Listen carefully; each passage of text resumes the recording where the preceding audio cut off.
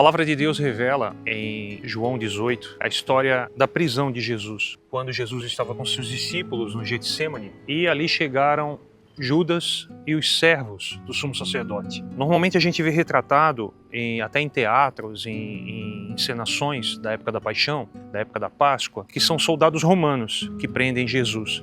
Mas na verdade não foram. Quem prendeu Jesus foram os servos do templo, os servos do sumo sacerdote. Dentre esses homens, havia um homem chamado Malco. João revela o nome dele no capítulo 18 do seu evangelho, e ele fala que quando esse homem se aproximou de Jesus, Pedro, sacando da espada, feriu-lhe a orelha. E em Lucas diz que Jesus, compadecido daquela situação, repreendeu a Pedro, tocou a orelha de Malco e o curou. É interessante a gente entrar nesse tema, porque Malco, a Bíblia diz que ele era servo do sumo sacerdote. Malco muito provavelmente era um levita, um descendente da tribo de Levi, um descendente da tribo sacerdotal.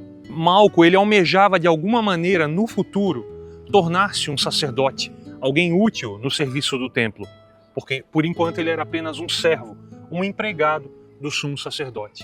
Porém, quando Pedro feriu-lhe a orelha, Malco, por um momento, eu acredito que ele deve ter entrado em choque, porque ali todos os seus sonhos foram por água abaixo. Porque em Levítico 21 diz que nenhum homem com defeito no corpo, com o rosto desfigurado, entre outros defeitos enumerados ali, poderia se achegar para servir no templo. Então veja que Pedro, ao decepar a orelha, cortar a orelha de Malco, jogou no chão, jogou por terra todos os sonhos que Malco tinha de um dia poder servir a Deus.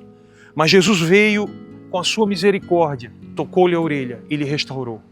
Jesus ali não apenas restaurou a orelha de Malco para que ele pudesse vir no futuro a se tornar um sacerdote, mas ele veio oferecer um novo sacerdócio. Se nós voltarmos um pouco os evangelhos, nós vamos ver aquele momento da transfiguração, onde em Marcos 9, onde Jesus diz, no meio dos seus 3 discípulos mais chegados, Pedro, Tiago e João, ali no Monte da Transfiguração, o Pai vem no meio daquela nuvem onde aparece Moisés e Elias e ele diz: "Este é o meu Filho amado, a ele ouvi." Veja que a ele ouvi é o que foi dito por Jesus. Jesus veio oferecer um novo sacerdócio e desejou incluir a Malco. A tradição não fala muito a respeito desse homem, o que aconteceu com ele depois. Ele foi canonizado séculos depois pela Igreja Católica, mas não há muito relato, não há muita história a respeito de Malco. Ele tem um dia que ele é celebrado e tudo mais, mas não há muito registro sobre isso, que a gente pode se basear fielmente, pelo menos, né? Mas veja que às vezes nós estamos nessa situação como Malco. Nós almejamos alguma coisa de Deus. Nós desejamos servir a Deus de uma maneira maior, mais efetiva, mais eficaz, de uma maneira mais que realmente possa ser visto, possa nos fazer sentir úteis no reino de Deus. Mas esbarramos muitas vezes nos nossos defeitos, nas nossas deficiências pessoais, nas nossas carências, naquilo que nos impede de servir a Deus da maneira que a gente acha que Deus quer ser servido. Mas Deus nunca pediu para mim e para você o nosso serviço. Deus não é um Deus de serviço, Deus é um Deus de movimento. Ele nos convida a nos movimentarmos com Ele. A palavra de Deus diz em Efésios 6 que as boas obras foram preparadas de antemão para que eu e você andássemos nelas. Ou seja, Deus já preparou um caminho de boas obras para que eu e você possamos andar nesse caminho. Então nos resta caminhar com Deus. Também me lembro daquela passagem que existe em Ezequiel sobre o templo do milênio, o templo da era apocalíptica, que fala que a roupa do sacerdote ela era feita de tal maneira que ele não poderia suar, que ela absorveria todo o suor, ele não poderia suar. Por que o sacerdote não pode suar? Porque nada é esforço nosso. A Bíblia diz, na primeira carta de Pedro, que nós somos raça eleita, sacerdócio real, sacerdócio de Deus. Então nós somos chamados para sermos sacerdotes, ou seja, representantes de Deus aqui na terra. E Deus nos chama para andar no caminho que Ele propõe para a gente, não para fazer força e suar para Ele. Apenas andar e descansar na sua misericórdia, na sua graça, no seu favor. Muitas vezes os nossos sonhos estão adequados a uma religiosidade, a um padrão que Deus já abandonou, já eliminou. Deus já diz, não é mais assim. Isso foi um tempo na minha e na tua vida. Isso foi um tempo um andar, um propósito que já se cumpriu na minha e na tua vida, e nós continuamos a querer andar nesse propósito errado, andar dessa maneira errada, viver de uma maneira errada, servir a Deus de uma maneira errada.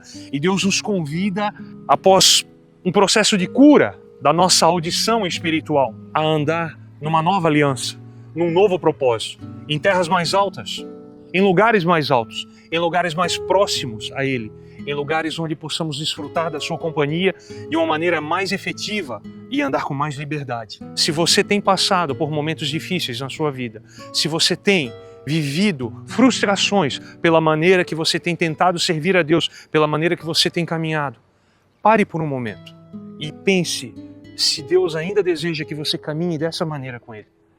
Talvez você tenha que parar. E assim como aqueles homens que estavam ali preocupados, ali no Monte da Transfiguração, estavam preocupados em fazer tendas, em fazer barracas para eles dormirem, e não estavam prestando atenção à profundidade daquele momento, da revelação daquele momento. Talvez você precise ouvir a Deus novamente dizendo: esse é meu filho amado, a Ele ouvi. Não ouça mais a voz do seu coração, da sua cobiça, do seu desejo, do seu plano pessoal de alcançar, de galgar degraus, de galgar níveis, de galgar hierarquias. Não, abandone tudo isso e deixa Deus restaurar os teus sonhos. Deixa Deus restaurar aquilo que é o propósito dele na tua vida. Deus tem o melhor para mim e para ti. Então, incline seus ouvidos para Ele. Peça a Ele para abrir os seus ouvidos, para curar os seus ouvidos, para que você possa dizer: este é o meu Senhor Jesus Cristo e a Ele eu vou ouvir. Amém? Que o Senhor Jesus Cristo, o Filho do Deus vivo que veio em carne, te abençoe e te guarde nele e para Ele até a vinda dele. Amém? A palavra de Deus nos mostra nos originais, sabia que já chegara ao fim o tempo, pedras vivas. Nós não somos tijolos, todos iguais. E muitas vezes as pessoas interpretam essa passagem de uma maneira muito errada. O nosso espírito que está morto precisa nascer de novo. É celebrado um feriado em Israel, o dia do Purim. Ele não tinha condições nem de cobrir a sua própria nudez, ele era totalmente inútil. Prendeu a Pedro, tocou a orelha de Malco e o curou. E Deus é misericordioso para nos levar a esse lugar. Amém?